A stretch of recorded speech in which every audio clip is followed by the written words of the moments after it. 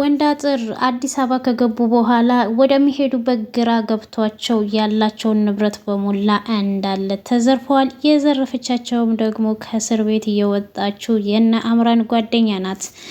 አቶ ለይኩን በሌሊት ተነስቶ ክችን ውስጥ እንግዲህ ፋንቱሽ ባለችበት ቦታ ላይ ገብቶ ውሃን ለመጠጣት ነው ብሏት እጇን ይዞ ሲያወራት ድንገት እሷም ደግሞ ወይዘሮ ዝናሽ በቅስፈት ውስጥ ተነስታ ሁለቱ የሚያወሩትን እያዳመጠች ነበር የምትገኘው።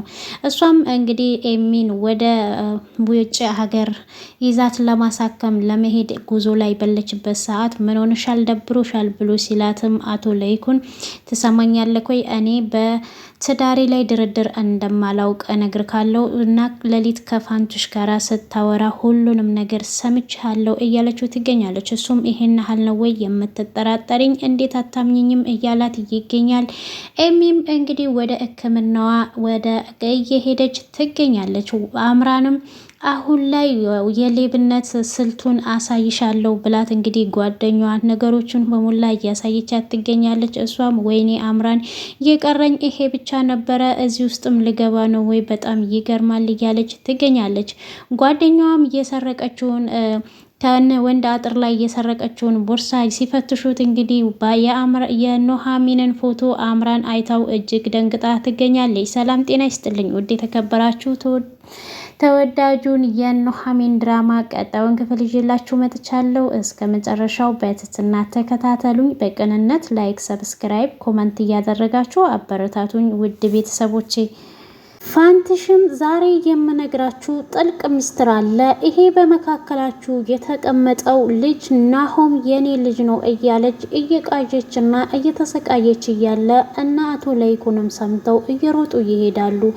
ፋንቱ ምን ሆነሽ ነው እየቃዠሽ እኮ ነው ብለው ሲሏትም እሷም ትደነግጥና ምን አልኩኝ ብላ ስትጠይቃቸውም እነሱም ልጄ እኮ እያልሽ ነው ምን ሆነሽ ነው ብላ ወይዘሮ ዝናሽ ስትጠይቃት ከዚህ በፊት እኮ ልጅም ሆነ ቤተሰብ ምንም አይነት ነገር እንደሌለሽ ነበር የነገርሽኝ ብላ ትላታለች። አይ ቅዠት ነው በቃ ስትላትም አቶ ለይኩንም ይመጣና በቃ ተረፍበት ብለው እንግዲህ ሁሉም ወጥተው ይሄዳሉ። ጉዞዋ ሊሆን ይችላል ያጨናነቃት ብለዋት ጥለዋት ይሄዳሉ። እሱን ስታየው ልጄ ናሆም መቼ ነው ግን ነግሬክ እንደዚህ ይሄንን ሁሉ ሲቃይ የምገላገለው እያየው እኮ ከመንሰፍሰፍና ከማልቀስ ውጪ ሌላ መፍትሄ አላገኘውም እያለ ትገኛለች። እሷም የኤሚ ምርመራ ካና ሕክምና በሰላም ከተጠናቀቀ ሁሉንም ነገር ተናግሬ እገላገላለሁ ብላ ወስናለች። ኑሐሚንም ተነስታ በጠዋት ቁርስ አዘጋጅታላቸው አሁን ቁርሳቸውን ብሉ ስትላቸው ወይዘሮ ዝናሽም እንዴት በዚህን ሰዓት በጠዋት ቁርስ ደረሰ ብላ ትላቸዋለች። እኔ እኮ ፋንቱ ተጓዥ ስለሆነች እኔ እሷን ላሳርፋት ብዬ ነው በሉ እስኪ ብሉ ትላቸዋለች። እስኪ ይሄንን ምግብ የመጨረሻችን ምግብ ነውና ሰብሰብ ብለን እንብላ ብላ ወይዘሮ ዝናሽም ስትል አቶ ለይኩንም እስኪ ላጉርስሽ ካጎረስኩሽ እኮ በጣም ቆይቻለሁ ብሎ ይላታል። ናሆምም አባቴ ከዚህ በኋላ አታስብ ሁሉም ነገር ይስተካከላል፣ ደስታችንም ጉርሻውም ሁሉም ነገር እንደ ቀድሞ ይሆናል። አሁንማ አዲስ ቤተሰብም ለመቀላቀል ዳርዳር እያሉ ነው ብሎ ይላል። ወይዘሮ ዝናሽም አየው እያየ ነው አይደለ እንዴ ትላለች። ኑሐሚን ብቻ ሳትሆንም እኮ ፋንትሽም የኛ ቤተሰብ ልትሆን ነው ብሎ ይላል ናሆም። በዚህ ሰዓት ነው ፋንትሽም ትመጣለች። ይቅርታ በኑሐሚን ቦታ እኔ ምግብ ማዘጋጀት ነበረብኝ እንቅልፍ ጥሎኝ ነው ስትል ኑሐሚንም ችግር የለውም አንቺን ላሳረፈሽ ብዬ ነው ዛሬ እኮ አንቺ ተጓዥ ነሽ እናም እረፍት ያስፈልግሻል ይላታል። ሁሉም እንግዲህ እነሱም ይስማማሉ። ዳግም የታለ ብለው ሲጠይቋትም ኑሐሚንን ዳግም ክፍሉ ያለ አይመስለኝም አሁን ከጠዋት ነው በሌሊት ከክላሱ ወጥቶ የሄደው ብላ ስትልም ናሆም ከእንሱ ጋራ ተጣልተካሉ ብለው ሲጠይቁት ምንም አልተጣላንም፣ ዳግም ግን አሁን ላይ ለኤሚ ብሎ ነው እንጂ የቆየው እዚህ ቤት የመቆየት አላማ የለውም ብሎ ሲል ኤሚም ለኔ ብሎ ከቆየማ ለምን እኔ አንዳናግረው አትፈቅዱልኝም ብላ ስትላቸው ወይዘሮ ዝናሽም አሁን አንቺ ስለዚህማ ማሰብ የለብሽም ማሰብ ያለብሽ ስለ ጤናሽ ብቻ ነው ትላታለች። እሷም ቆይ ታማሚ ነሽ ብላችሁኝ ከሁሉም ነገር እንዳልናገር አግዳችሁኝ ቆይ ምን ማለት ነው ይሄ ነገር ለኔ ጥሩ አይደለም ብላ ስትላቸው እነሱም አቶ ላይኩንም አሁን ምግባችንን መብላት ነው ያለብን ብሎ ምግባቸውን ይበላሉ። አሁንም ለኤሚ አይዞሽ ድነሽ ትመጫለሽ፣ የዚህ ቤት ፈገግታም ሁሉም ይመለሳል ሲላት እሷም በእውነት ለምትሰጡኝ ፍቅር ሁሉ በጣም አመሰግናለሁ። እናንተ ስለምትሰጡኝ ደስታና ፍቅር ስመለከት ድኜ እንደምመለስ በጣም በሙሉ ተስፋ ነኝ። ፍርሃት ሁሉ ከኔ እየራቀ ነው የሚገኘው ብላ ትላለች። ወይዘሮ ዝናሽም የኔ ልጅ የምን አባቱ ፍርሃት ነው? ምንም የሚያስፈራሽ ነገር የለም ትላታለች። አቶ ለይኩን እግዚአብሔር ይመስገን፣ እግዚአብሔር ያለው ሁሉም ነገር ይሆናል። ሁሉም ነገር ደግሞ በስኬት ተጠናቆ በሰላም እንደምትመለሱ ተስፋ አደርጋለሁ ብሎ ይላቸዋል።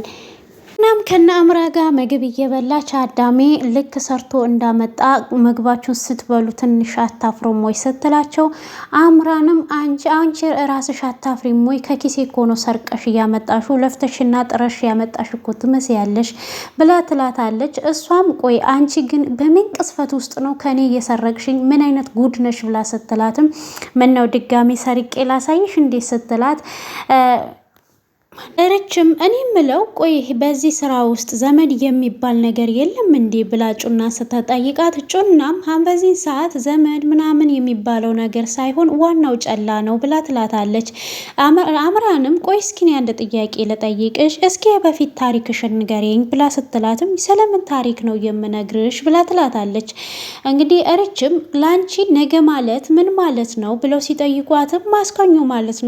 ለነገሩ ቀናወኩኝም አላወኩኝም ምን ትርጉም አለው ብላ ትላለች።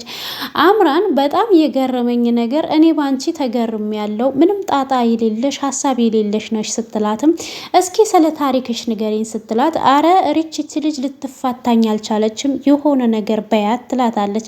አይ ማለቴማ ትቻለው ግን ሰው ሆኖ ታሪክ የኋላ ታሪክ የሌለው የለም ብዬ ነው ትላታለች። እናም ማለት ታሪክ ማለት ሰው ሲሞት የሆነ ነገሩ የሚጻፍለት ምናምን ብላ ስትልም ልጅቷ እሷም ደግሞ እኮ አሁን እኛ ብንሞት ምን ተብሎ ነው የሚጻፍልን ትልና አምራን በእውነቱ እኛ እኮ በጣም ነው የምናሳዝነው እያለች ትገኛለች። እሷ እንኳን የኋላ ታሪኳን ልታውቅ ልጅቷ አሁን ላይ ማንን ዘርፌ ማንን ሰርቄ የገንዘብ አገኛለሁ የምትለው ላይ ብቻ ላይ ነው ሀሳቧ ያለችው። ከዛም በልተው እያሉ ተነሽ በቃ እንውጣ እጅን ታጥቤ እመጣለሁ ትላታለች። ምግቡንም በልተው ሳይጨርሱ ሁለቱ ተያይዘው ይወጣሉ። እነ ጨቅሌም አዲስ አበባ ከመጡ በኋላ እንግዲህ ፎቁን እያዩ የሚሄዱበት ግራ ተጋብተው እኔ መልክ ጨቅሌ እዚህ ዘመድ የለክም ወይ ብሎ ሲለው እኔ ዘመድ ቢኖረኝ ኖሮ መቼ እዚህ እንከራተታለሁ አንተ ዘመድ የለህም እንዲህ ወንዳጥር ብሎ ሲጠይቀውም እሱም ደግሞ እዚህ በዘመድማ እንዳሸናቸው ግን ጊዜ ሲጥለኝ እንደ ዋርካ ዛፍ ነው የጣሉኝ ይለዋል። እናም እንግዲህ አሁን ላይ ወዴት ነው የምንሄደው እያሉ ግራ በተጋቡበት ቦታ ላይ ቆመው እሱም አሁን እንድታከብረኝ እፈልጋለሁ ምናምን ሲለውም አንተ ይሄ ሁሉ ከተማ ምን አይነት ነው እያለ በሚያወራበት ጨቅሌ እንግዲህ ሰማይ ሰማዩን እያየ አንተ አትንከርፈፍ ከክፍለ ሀገር እንደመጣ ሰው አትምሰል ሲለው ወንዳጥር አሁን አንተም ከዛሬ ከአዲስ አበባ ገብተክ የከተሜ ሰው ነኝ ወይ ለማለት ነው የምትፈልገው እያለው ሲነግረው አሁን ላይ አንተም ባቀመክት እንትን ትልብኛለህ ወይ አንተ እንኳን ችግር የለውም በአንድ ዱላ አስተካክላለሁ ይለዋል። አይ እሱን እንኳን አትፎክር እዛም ክፍለ ሀገር ስትፎክር ነበረ እዚህም ትፎክራለህ እንዴ እሱ ያዋጣክ ምን ያልኩት ክብርህን ጠብቅ ነው ያልኩት ይለዋል። እናም እንግዲህ የኑሃሚንን ፎቶ ከቦርሳው ያወጣና እሷን እያየ ታንጉቴ ይሄው አንቺ ባንቺ ምክንያት ስንት ያላየሁት መከራና ሲቃይ ያለ እያለ ባለበት ሰዓት አሁንም የዚች የጦሰኛን ልጅ ፎቶ እያስክ ነው ወይ ያለከው የእሷን ስም ነው ወይ የምትጠራው እዚህ ጦስ ውስጥ ሁሉ እኮ የከተተችን እሷ ናት ብሎ ሲለውም ጨቅሌ ወንዳጥርም ደግሞ እና ምን ላድርግ ብለክ ነው እሷ ያለችበት ሀገር እኮ መተን ነው አሁን እዚህ ባህር የሆነ ሀገር ላይ የት ነው እሷን የምናገኛት ብሎ ይለዋል። እንዴ አሁንም እሷን ስለማግኘት ነው የምታወራው? ብታገኛትስ ምን ልታደርጋት ነው ማለት ልጠልፋት ነው እዚህ እኮም እንደዛ አይደለም ብሎ ይለዋል። እና እንግዲህ ፎቶዋን ይዞ ባለበት ሰዓት ብሩንም እንግዲህ አሁን ወዴት ነው መዳረሻችን ብሎ መለስ ብሎ ሲጠይቀውም ወንዳጥር አሁን ላይ እንግዲህ እንደምንም ብለን ዞር ዞር ብለን ቤት መከራየት አለብን ብሎ ይለዋል። መቼም ቤቱ የምንከራይበት በጣም ውድ ነው ሲለው ወንዳጥርም ያው ብዙ እዚህ ሀገር ሁሉ ነገር እሳት ነው ይላሉ እንግዲህ የቤት ኪራዩም ከ30 እና ከ40 ብር አይበልጥም ብሎ ሲለው ጨቅሌ ከት ብሎ ይስቅና አረባክክ በዚች እንኳን ጥሩ ምግብ እንኳን በልተክ መጥገብ የማትችልበት እኮ ብር ነው። እናም ይለዋል እንግዲህ ብሩን አውጥቶ ሲያይ አንተ ቆይ እዚህ እንዴት ነው ብሩን እንደዚህ የምታወጣው? እዚህ እኮ ጅብ ፊት ለፊት ብር ማውጣት እንዴት ነው ብሎ ሲለው እንዴ የምን ጅብ ነው ያለው? እኛ እኮ ያለነው ከተሜ ነው ብሎ ሲለው እዚህ የሰው ጅብ እንዳለ እናም ብዙ ዘራፊዎች እንዳለ ይነግረዋል። እንግዲህ በሩቅ ሆና ጩና እና አምራ እየተመለከቷቸው ነበረ። ጩናም ለአምራ አየሻቸው አደለ? እነዚህ ገጠሪዎች ናቸው እርግጠኛ ነኝ አሪፍ ጨላ ነው የያዙት ይመስለኛል ብላ ስትላትም አረብናትሽ እነሱን ታያቸው እነዚህ ገና ሀገሩንም እንኳን የሚያውቁት አይመስለኝም ብላ ስትላት አምራንም እዚህ ስራ ላይ ትሰሚኛለሽ ትላታለች። ጩና ምንም ማዘን ብሎ የሚባል ነገር የለም ብላ ትላታለች። ቆይ አንቺ እንዲኮ ስታወሪ በቃ የሰው ልጅ ውቀት የምታስጨብጭ ትመስያለሽ ስትላት ጩናም ደግሞ አንቺ እኮ ካወቅሽበት እዚህ ስራ ላይ ሌብነት ስራ ነው ከተያሽ ነው ወንጀሉ አሁን ደግሞ የሚያዋጣው ይሄ ነው ትላታለች። እንግዲህ አሁን ትንሽ ጠብቂኝ ምን አይነት እንዴት አድርጌ ገብችላቸው እንደመመጣ ስመጣ ደግሞ ፏፈሽ ነው ማደርግሽ ብላት እንግዲህ ጥላት ይሄዳለች። አምራምም ደግሞ በጣም እየተገረመች ወይኔ በህይወት ዘመኔ የቀረኝ ይሄ ነገር ነው በዚህ ላይ ደግሞ ለመግባት መንገድ ላይ እየተደረደርኩ ነው አቤቱ እያለች እንግዲህ እየገረማትና ኋላዋን እያሰበች እየተጨነቀች ነው የምትገኘው። ወይዘሮ ዝናሽም እንግዲህ ወደ ሕክምናው ከተነሳሳች በኋላ አቶ ሌኩን እሷ ጋር ይሄድና ወይዘሮ ዝናሽ ምንድነው ዛሬ እኮ ብዙም መንገደኛ ማትመስል የሚያስሹም ነገር ደግሞ በጣም ትንሽ ነው ትቆያላችሁ እኮ እዛ ብሎ ቢላትም አይ ብዙም አንቆይም ያዝነው ደግሞ በቂ ነው ከዳግሞም ከሆስፒታል ስለማልወጣ ይበቃኛል ብላ ትለዋለች። ቆይ ግን ፊትሽ ትክክል አይደለም ችግር አለ ወይ ብላ ስትላት አዎ ችግር አለ እኔ ስለ ፋንቱሽ አይሙሬ ማሰብ አላቆመም ብላ ትለዋለች። ማለት ስለ ፋንቱሽ ምንድን ነው የምታስቢው ሲላትም ልክ እንዳንተው እያሰብኩ ነው እኔ እሷን የሆነ ቦታ የማውቃት ይመስለኛል በዛ ላይም ደግሞ ለባብሳ ስትወጣ ልክ እንዳንተ ነው እየደነገጥኩ ያለው ስትለው እንዴ እኔ ደግሞ መቼ ነው የደነገጥኩት ሲላትም ኧረ እባክህ ያውም ሰው ሁሉ እስከሚታዘብክ ነዋ ብላ ትለዋለች። በፋንቱ እየጠረጠርሽኝ ነው ወይ ብሎ ሲላትም አዎ ሌሊት ከመኝታ ተነስተህ ፋንቱ ጋር ስትሄድ አይቼክ ነበረ እኔም ብላ ስትለው ማለት እንዴት ብሎ ሲላትም ተጠራጥሬ እኔም ሄጄ ተከትዬ ሁሉንም ነገር ያወራችሁትን ሰምቻለሁ ብላ ትለዋለች።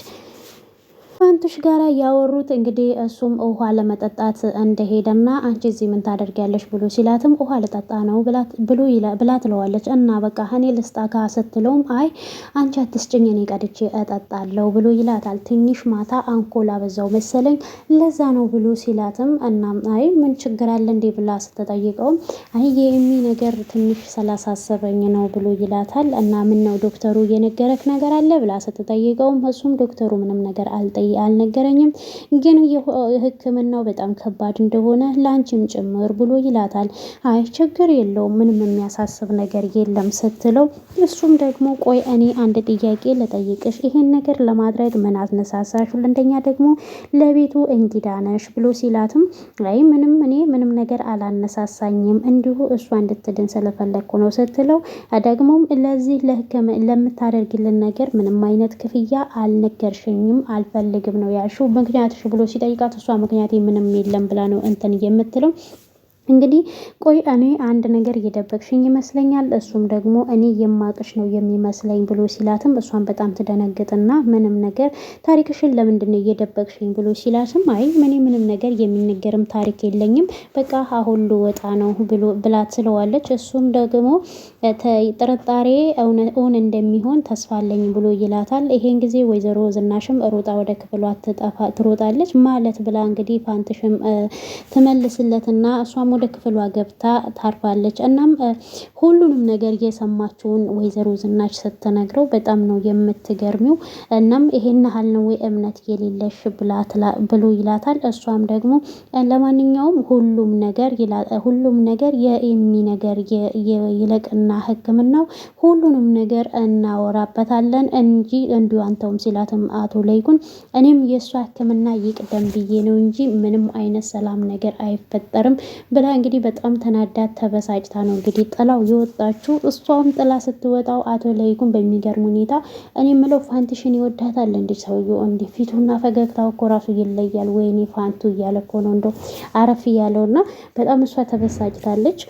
ጨቅሌም እንግዲህ ብራቸውን ማስቀመጥ ያለባቸው ቦታ ላይ ያስቀምጡና እየተንከረፈፉ መንገድ ላይ ሲሄዱ እንግዲህ ጩሉሌ ማለት እኮ ናት በቃ የነ አምራን ጓደኛ ልክ እነሱን ስታያቸው እግሯን ወለም እንዳላት ትመስልና ትወድቃለች። ቶሎ ብሎ ጨቅሌ ይዛታል። ወይኔ የእናቴ ልጅ ምን ሆነሽ ነው ብሎ ሲላትም አንተ የምን እንከፍነክ ለምንድን ነው የሰው የምታሸው ብሎ ሲለውም እሷን በቃ ወይኔ በቃ አሳመምከኝ ምናምን በቃ እሱ ይሸኝ ስትለው እንግዲህ ዞር በል በቃ እኔ ልሻት ይልና እንግዲህ ወንድ አጥርም እሷን ያሻታል። በሚያሻት ሰዓት በሚገርመው ነገር በመጀመሪያ የጨቅሌን ያልያዘውን ገንዘብ ነበረ የወሰደችበት። ሁለተኛም ደግሞ የእሱን ነበረ እንግዲህ የወሰደችበት። በስተመጨረሻም ብሩን ከወሰደች በኋላ ኪሷ ውስጥ ካስገባይ በኋላ እኔ ሰላም ነኝ ትለዋለች።